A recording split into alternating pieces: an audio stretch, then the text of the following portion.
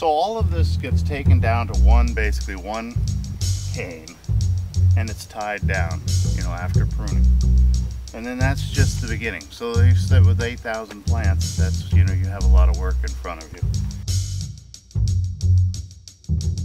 And then from there, as the plants grow large, we go through, and once we have bud break, oftentimes in a vineyard, you'll have 2 buds growing out of one section, and we have to go along and knock off those secondary buds.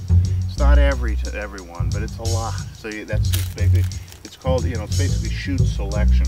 You leave about a fist apart between each shoot as a general guide.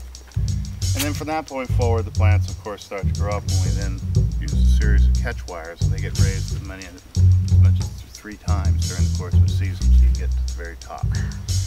Then you do something called vertical shoot positioning. Now, I do it in a way, I don't do it on every plant, I probably do it every 2 to 3 plants, bottom wire and top wire, just so that they stay straight.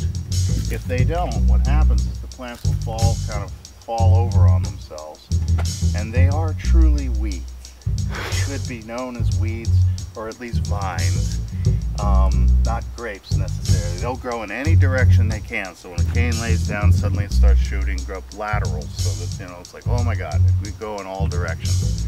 I'm impressed that people fertilize these things at all. But once we get it up, we shoot position so that they're standing up straight. And then our spray program, this is all basically comes under the category of canopy management. And it's the only way that you can have effective sprays, particularly when you're using equipment like mine, which is not the most sophisticated. And finally, and this is what's happening this weekend, well, there are things that have gone on. Well, now then we'll come along and pull leaves right in the fruit zone. I don't like to take a lot. I even leave some of the bigger basils, but enough so that our sprays can make a direct spray onto the clusters themselves, or sulfur or whatever you're using.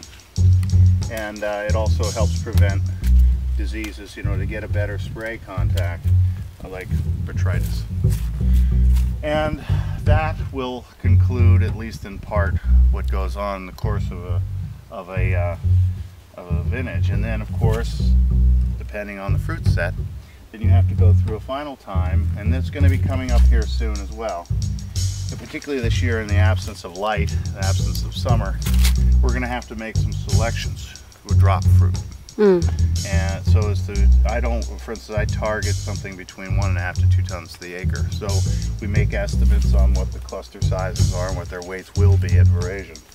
And then we drop fruit accordingly. And this year, for instance, my new vineyard, I'm going to be going to 1 cluster per shoot, because they're only 5-year-olds. I don't like to put pressure on them. But even on the established plants, we're going to have to do some pretty significant dropping just to get ripeness. I mean, technically, we finished bloom about 2 weeks ago, 2.5 weeks ago, at least I did. And then you're supposed to have 110 days thereafter. Well, that would put us out in November. So we've got to do some things to enhance the maturation. But it's not to be taken lightly, and I can only advise people, if they're ever considering going into developing a vineyard, that they, you know, reconsider.